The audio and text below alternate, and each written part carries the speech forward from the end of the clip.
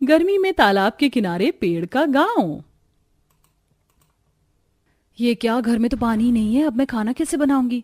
तुम खाना बनाने के लिए कह रही हो? अरे मैं तो सुबह से नहाई भी नहीं हूँ। ये सोनम और शीला कब से बाल्टी लेकर गए हुए हैं कुएं पर पानी भरने के लिए, लेकिन अभी तक आई नहीं है। गर्मी ही इतनी है कि कुएं पर 24 घंटे औरतों की भीड़ लगी होती है पानी भरने के लिए, जरूर उसी भीड़ में फंसी होंगी। तारा, मेघा और तन्वी तीनों सोनम और शीला के आने का इंतजार करती हैं। थोड़ी देर में सोनम और शीला पानी की आधी आधी बाल्टी भरकर घर आती हैं, जिसे देख तुम दोनों 2 घंटे की निकली हुई हो और इतनी देर में सिर्फ आधी आधी पानी की बाल्टी भर कर लेकर आई हो। और इसमें हम पियेंगे या फिर खाना बनाएंगे और घर का काम कैसे करेंगे हम? वैसे भी अभी तक कोई नहाया भी नहीं है। हमारी बात का यकीन नहीं होता है ना तो कुएं पर जाकर देख लो। अरे कई कई औरतों को तो पानी ही नहीं मिला, हम तो बड़ी मुश्किल से ये बाल्टी का पानी भर कर लेकर आई हैं।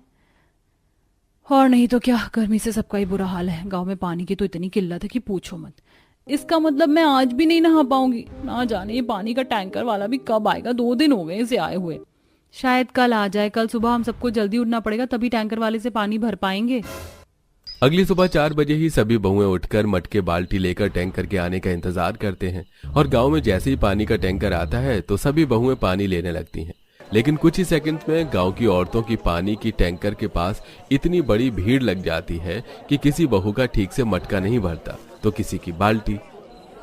जब से ये गर्मी का मौसम शुरू हुआ है तब से एक एक बूंद को तरस गए हम पानी की। आखिरकार कब तक इस पानी की किल्लत रहेगी? पूरे गांव में कुएं का पानी भी आधे से ज्यादा कम हो गया है और ना ही हमारे गांव में कोई तालाब नदी है। इस गर्मी के मौसम में गर्मी नहीं, हम गरीब लोगों की मौत आती है, मौत। सभी बहुएं उदास होकर घर जाती हैं और उस थोड़े पानी को ही बचाकर अपना गुजारा चलाती हैं। गर्मी के चलते गांव में सभी का बुरा हाल था। कहीं कोई पानी के लिए तरस रहा था तो कोई गर्मी से ही परेशान था। रात में भी गर्मी से सब परेशान है। कब खत्म होगा ये गर्मी का मौसम? अभी तो 3-4 महीने पड़े हैं भैया, जब तक तो ऐसे ही गुजारा करना होगा। मुझे तो लगता था कि आंगन में बैठकर खाना खाएंगे तो बाहर थोड़ी ठंडी ठंडी हवा चलेगी, लेकिन यहाँ तो रात में भी लू जैसी हवा चल रही है। इतनी गर्मी में तो ठीक से सोया भी नहीं जाता है। अरे पूरे गांव में सभी का यही हाल है। गर्मी से हर कोई परेशान है, किसी के चेहरे पर मुस्कान देखने को नहीं मिलेगी। जैसे जैसे दिन गुजरते हैं वैसे वैसे गर्मी का मौसम भी काफी ज्यादा बढ़ने लगता है। ऐसे ही एक दिन, एक तो बाहर इतनी धूप हो रही, ऊपर से खाना बनाने के लिए लकड़ियां भी खत्म हो गई। अब इतनी कड़ी धूप में जाकर जंगल से लकड़ियां लेकर आओ। कहाँ इतनी धूप में अकेली जाओगी? चलो मैं भी तुम्हारे साथ चलती हूँ। दोनों बहुएं धूप से बचने के लिए सिर पर गीला कपड़ा बांध लेती हैं और अब नजदीकी जंगल में लकड़ियां लेने के लिए जाती हैं। दोनों बहुएं जंगल से लकड़ियां चुन ही रही थीं कि तभी उन्हें वहां एक छोटा सा खरगोश दिखता है। मेघा देखो ना कितना प्यारा छोटा सा खरगोश है, क्यों ना हम इसे अपने साथ ले जाएं। पता है मुझे बचपन से खरगोश पालने का बड़ा शौक रहा है। बाकी लोगों को भी खरगोश काफी ज्यादा पसंद आएगा। चलो इसे पकड़ते हैं। मेघा और तारा जैसे ही उस खरगोश को पकड़ने के लिए उसके करीब जाती हैं कि तभी वो खरगोश इधर उधर भागने लगता है, जिसके चलते तारा और मेघा को भी उस खरगोश के पीछे भागना पड़ता है। उस खरगोश का पीछा करते करते तारा मेघा जंगल में थोड़ा आगे निकल जाती हैं। लगता है हम जंगल के अंदर कुछ ज्यादा ही आ गए हैं। अब क्या करें? तुम्हें रास्ता पता है हम कहाँ से आए थे? मुझे नहीं पता तारा, इस खरगोश के चक्कर में मैंने तो रास्ता ही नहीं देखा ठीक से। तारा मेघा जैसे ही थोड़ा सा आगे बढ़ती हैं तो उन्हें उस जंगल के पास ही एक बहुत बड़ा तालाब दिखता है, जिसे देख दोनों काफी हैरान हो जाती हैं। मुझे तो लगता था कि हमारे गांव में कोई तालाब नदी नहीं है, लेकिन यहाँ जंगल के पास कितना बड़ा तालाब है और इसका पानी भी कितना साफ है। यहाँ गर्मी भी नहीं लग रही है। पेड़ और तालाब होने की वजह से यहाँ कितनी ज्यादा ठंडक भी है। काश हमारा घर भी यहीं होता तो कितना अच्छा होता ना। न पानी की टेंशन होती और ना गर्मी से परेशान होते। तो क्यों ना हम लोग अपना घर यहीं बना ले। लेकिन मेघा ये होगा कैसे? यहाँ घर बनाना इतना भी आसान नहीं है और इस तालाब किनारे इतनी जगह भी नहीं है कि हम घर बना सके। लगता है तारा तुमने यहाँ के आसपास के पेड़ों को नहीं देखा। यहाँ के पेड़ काफी ज्यादा बड़े और चौड़े हैं। अगर हम चाहें तो इन पेड़ों के अंदर अपना घर बना सकते हैं। लेकिन हम भला इन पेड़ों के अंदर कैसे रह सकते हैं? घर बना भी लिया तो पेड़ों के अंदर रहना मुमकिन नहीं है। क्यों नहीं मुमकिन है तारा? ये पेड़ इतने बड़े हैं कि इनके अंदर 2 लोग आराम से रह सकते हैं। हमें बस 5 पेड़ के अंदर घर बनाने होंगे, फिर इनके अंदर हम अपने पतियों के साथ आराम से रह सकते हैं। और यहाँ तो तालाब भी है तो हमें पानी को लेकर भी ज्यादा टेंशन नहीं होगी। तुम्हारी बात में दम तो है। चलो चलकर बाकी लोगों को भी बताते हैं। दोनों बहुएं जैसे तैसे कर उस जंगल से बाहर आती हैं और घर आकर सारी बात बाकी लोगों और अपने पतियों को बताती हैं। और जब वो सब तालाब के किनारे आकर वहां का नजारा देखते हैं तो उन्हें भी काफी अच्छा लगता है। अरे ये जगह तो सच में काफी सुंदर और ठंडक भरी है। तुम लोगों ने सही कहा था, हमें यहाँ रहने में कोई दिक्कत नहीं होगी। इन पेड़ों के अंदर घर बनाना भी इतना ज्यादा मुश्किल नहीं है। चलो फिर काम पर लगते हैं। अब सभी पति कुल्हाड़ी की मदद से उन बड़े बड़े पेड़ों के अंदर छेद करने लगते हैं, तो वहीं उनकी पत्नियां भी इसमें उनकी काफी मदद करती हैं। पेड़ अच्छे से छेद कर सारे छोटे मोटे लकड़ी के टुकड़े बहुएं हटाकर लकड़ी पेड़ के अंदर चादर और अपना छोटा मोटा जरूरत का सामान रख लेती हैं। और अब पांचों बहुओं के पास उनका खुद का तालाब किनारे पेड़ घर होता है। तालाब किनारे रहने की वजह से उनके पानी के काम भी आसानी से हो जाते हैं। कितने समय के बाद मुझे सुकून की नींद आई। मैं तो आराम से सो रही थी रात में। कपड़े बर्तन धोने में भी कितनी दिक्कत होती थी, लेकिन देखो अब हम हाथों हाथ अपने सारे काम कर सकते हैं। अब जल्दी से काम करते हैं, तालाब में जाकर नहाएंगे भी। पांचों बहुएं जल्दी से अपने छोटे मोटे काम निपटा लेती हैं और तालाब के ठंडे पानी के अंदर जाकर काफी ज्यादा मस्ती करती हैं। और ऐसे ही कुछ दिन गुजर जाते हैं। तारा और सोनम जंगल से निकलकर गांव में राशन के लिए जाती हैं। तभी वहां उन्हें गांव में रहने वाली उनकी पड़ोसन शांति मिलती है। अरे शांति, कैसी हो तुम? और ये क्या, इतनी परेशान क्यों हो? कुछ हुआ है क्या? तुम लोग तो जानती हो कि गांव में कितनी ज्यादा गर्मी पड़ रही है और पानी को लेकर भी कितनी किल्लत रहती है। मेरी और माँ जी की तबीयत गर्मी के चलते काफी ज्यादा खराब है। डॉक्टर कह रहे हैं अगर ऐसा ही रहा तो उन्हें शांति, ऐसा मत करो, उन्हें कुछ नहीं होगा। हमारे पास एक ऐसी जगह है जहाँ काफी ज्यादा ठंडक है और पानी की कोई परेशानी भी नहीं है। तुम सच कह रही हो? सच में कोई ऐसी जगह है? मुझे वहां ले चलो ना। सोनम और तारा शांति को उसी तालाब किनारे वाली जगह में ले जाते हैं। शांति जब वहां का ठंडा माहौल, तालाब और पांचों बहू का पेड़ के घर के अंदर देखती हैं तो वो काफी ज्यादा खुश होती हैं। इन पांचों बहुओं ने तो गर्मी से छुटकारा पा लिया था, लेकिन गांव में कई ऐसे परिवार थे जो अभी गर्मी से जूझ रहे थे, जिसके चलते सभी बहुएं अब गांव वालों को अपनी जगह के बारे में बताती हैं और अब गांव के लोग और सरपंच उस तालाब किनारे आते हैं। अरे तुम लोगों ने तो काफी अच्छी जगह ढूंढ निकाली है। मैं इतने सालों से इस गांव में रह रहा हूं और मुझे इस जगह के बारे में कुछ भी नहीं पता, लेकिन हम सब एक साथ यहाँ घर बनाकर रह सकते हैं। हम इतने सारे लोग हैं और यहाँ घर बनाने लायक पेड़ काफी कम है। जरूरी नहीं है कि पेड़ों के अंदर ही रहें। कुछ लोग पेड़ों के अंदर रहेंगे तो कुछ लोग पेड़ों के ऊपर घर बना लेंगे। पांचों बहू के चलते अब पूरे गांव वालों को भी जल्द ही गर्मी से छुटकारा मिलने वाला था। अगले दिन से ही सभी गांव के लोग पेड़ों के अंदर और पेड़ों के ऊपर घर बनाना शुरू कर देते हैं, जिसमें बहुएं और उनके पति भी काफी मदद करते हैं। तो वहीं तारा सबके लिए इस गर्मी के मौसम में ठंडा ठंडा आम पन्ना बनाकर लाती है। अब आप बस थोड़ा आराम कर लीजिए और ये ठंडा ठंडा आम पन्ना पीजिए। 1 से 2 हफ्ते के अंदर ही उस तालाब किनारे उन पेड़ों पर पूरा गांव आकर बस जाता है, जिसके चलते अब सभी गांव वालों को उन 5 बहू के चलते आखिरकार पूरी तरह गर्मी से छुटकारा मिल चुका था। मानना पड़ेगा, तुम पांचों के चलते ही आज हम सभी गांव वालों को गर्मी से छुटकारा मिल ही गया। और नहीं तो क्या, अब हम इस गर्मी के मौसम में भी आराम से खुलकर रह सकते हैं, चैन की नींद सो सकते हैं। और सबसे जरूरी चीज, अब तो हमें पानी की भी कोई दिक्कत नहीं होगी। और यहीं थोड़ी दूर पर एक झरना भी है। अगर कभी तालाब का पानी खत्म भी होने को आया तो झरने का पानी तो है ही। गांव का एक एक इंसान उन 5 बहू को शुक्रिया बोलता है और अब पूरा गांव उस तालाब किनारे उन पेड़ों के अंदर हंसी खुशी रहता है। सरिता दीदी, ये देखो मैंने इस मिट्टी से कितनी मजबूत टिकाऊ हांडी बनाई है। इसमें हमारे पूरे परिवार के लिए फैल से दाल चावल पक जाएगा।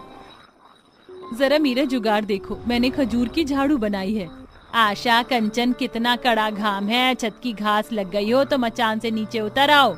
माँ, हमने सारी जगह घास बिछा दी है। तब तपाती गर्मी, जमुना और उसकी 5 बहू घास का घर, मिट्टी के बर्तन, हाथ पंखा, चटाई, जुगाड़ू चीज बना रही थी, जिसे देखकर पड़ोस ने, बहू हो तो ऐसी, कौशल्या बहन इतनी गरीबी में गुजारा करके रह गई और कितना फर्स्ट क्लास का घास फूस से घर बना लिया। ऐसा ही कह रही है सरस्वती बहन, आजकल के टाइम तो घर तोड़ने वाली बहू का जमाना है। भैया, एक इस जमुना का नसीब कितना अच्छा है, इतना दुख, गरीबी, भूखमरी झेल कर भी 5 बहुएं इसके पाँव धोकर पीने को तैयार है। दोनों पड़ोसन जमुना के जुगाड़ू बहू की तारीफ करने के साथ जल भी रही थी।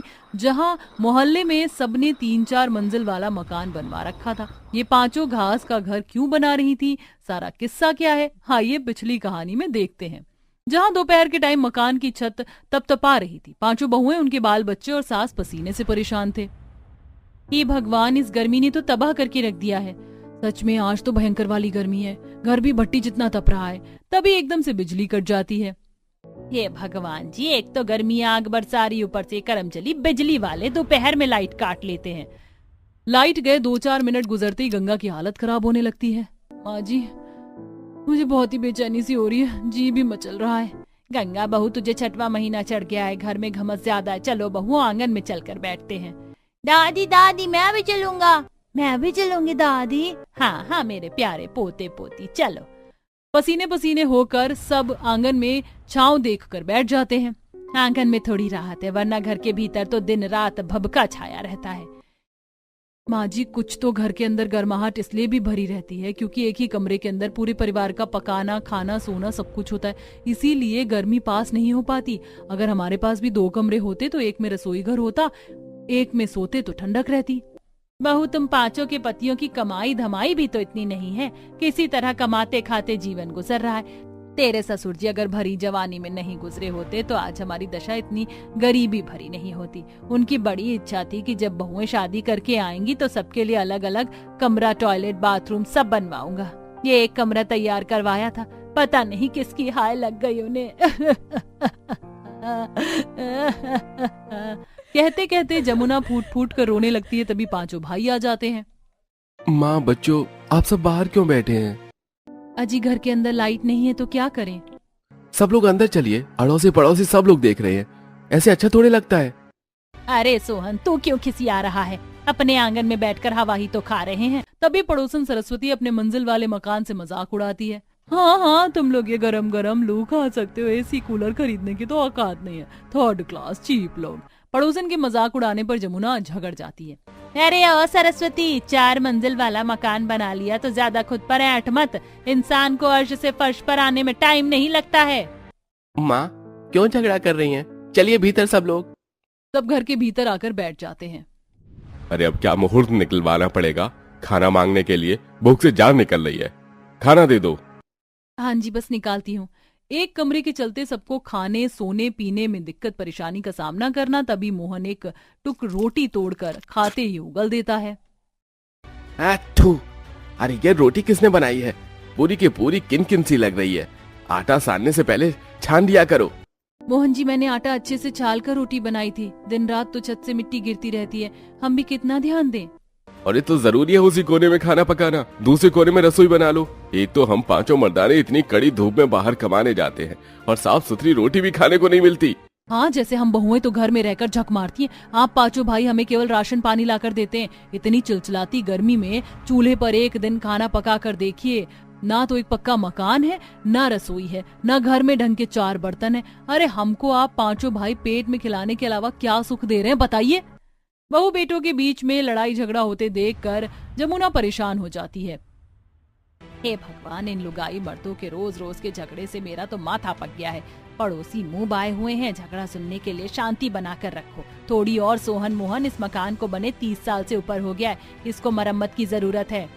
माँ, हमने सरकारी आवासीय योजना में फॉर्म भरा हुआ है। सरकार की तरफ से हमें घर और शौचालय बनाने के लिए पूरे 50,000 रुपए मिलेंगे। बस थोड़े दिन का दुख किसी तरह से और उठा लो, बस एक बार ठप्पा लग जाए पेपर पर। अजी, ये सरकार तो हर साल ऐसा झांसा देती है, लेकिन इस सरकार के झूठे वादे निकलते हैं। आप पांचों भाई अपनी मेहनत की कमाई से एक एक कमरे भी बनाएंगे तो 4-5 कमरे बन जाएंगे।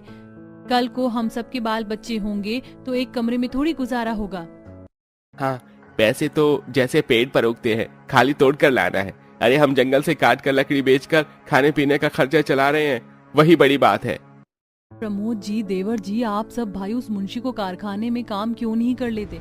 कम से कम महीने के आखिर में हाथ में तनख्वाह आएगी तो पूरे महीने हमें घर चलाने में दिक्कत परेशानी नहीं होगी, और घर चलाकर भी हम कुछ पैसे बचाकर घर में जरूरत की चीज, बर्तन, पंखा, फ्रिज वगैरह खरीद लेंगी। सरिता भाभी, हम पांचों भाई कोई हाथ पे हाथ धर कर बैठे नहीं हैं।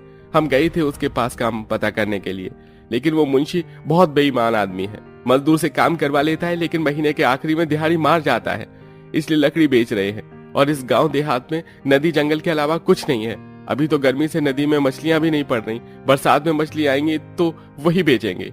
इसी तरह गर्मी में गरीब परिवार का दिन गुजर रहा था। रोजाना की दिनचर्या की तरह अगले दिन पांचों ईंधन के लिए सूखी लकड़ी पत्ते लेने जंगल आती हैं। आज तो सड़क अंगारे जितनी सुलग रही है ना। हाँ जिज्जी, लेकिन देखो इस जंगल की घास कितनी ठंडक भरी है। बिछौने की भी जरूरत नहीं, इंसान ऐसे ही चैन से सो जाएगा। हमारा घर है, दिन रात कितना तपता। तभी रीता की नजर जंगल में दूर दराज तक उगी घास पर जाती है, जिससे उसे जुगाड़ आता है। मेरे दिमाग में एक बड़ा ही धांसू जुगाड़ आया है जिससे हम 4-5 कमरे बना सकते, किसी के 1 रुपए खर्चे बिना।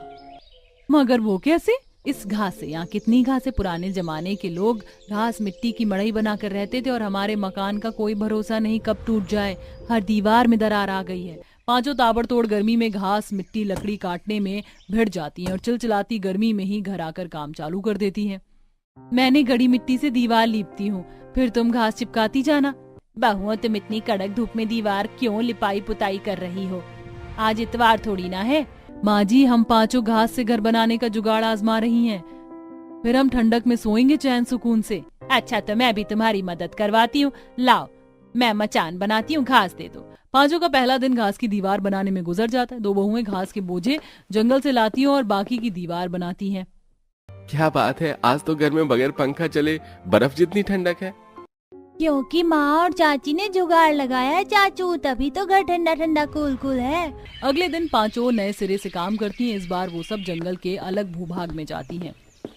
देखो, यहाँ तो खजूर ही खजूर के पेड़ हैं और कितने पत्ते भी झड़े हैं। तुम्हें पता है, हमारे गांव में कभी कोई झाड़ू खरीदता नहीं था। खजूर की टहनियों से ही झाड़ू बनाकर इस्तेमाल होते थे।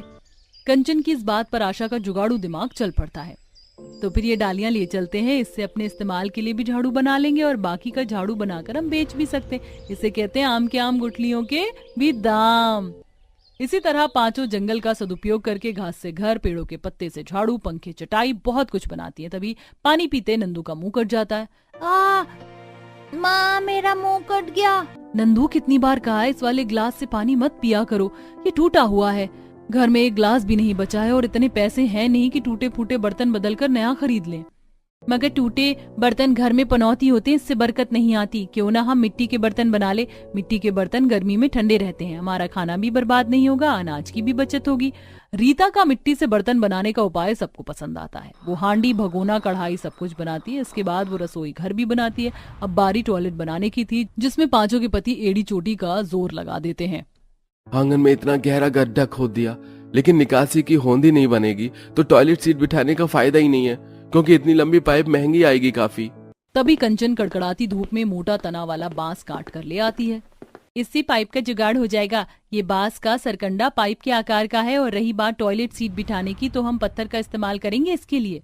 अब पांचों सड़कों से काफी पत्थर चुनकर ले आती हैं, जिससे टॉयलेट भी बन जाता है। और इसी प्रकार वो घास लकड़ी की मदद से 5 अलग अलग कमरे, बड़ी सी रसोई सब तैयार कर देती हैं। हमने मिलजुल कर अपना 5 कमरे वाला ससुराल तैयार कर लिया। अब हमें गर्मी में बिच्छम बिच्छे में नहीं सोना पड़ेगा। बाहू, ये तो तुम्हारी मेहनत का फल है जो आज 1 कमरे से तुम्हें 5 कमरा कर लिया। 5 कमरे वाला ससुराल, रसोई, टॉयलेट बनाने की खुशी में पांचों जुगाड़ू बहुएं सबके लिए खीर, पूरी, आम पन्ना बनाती हैं।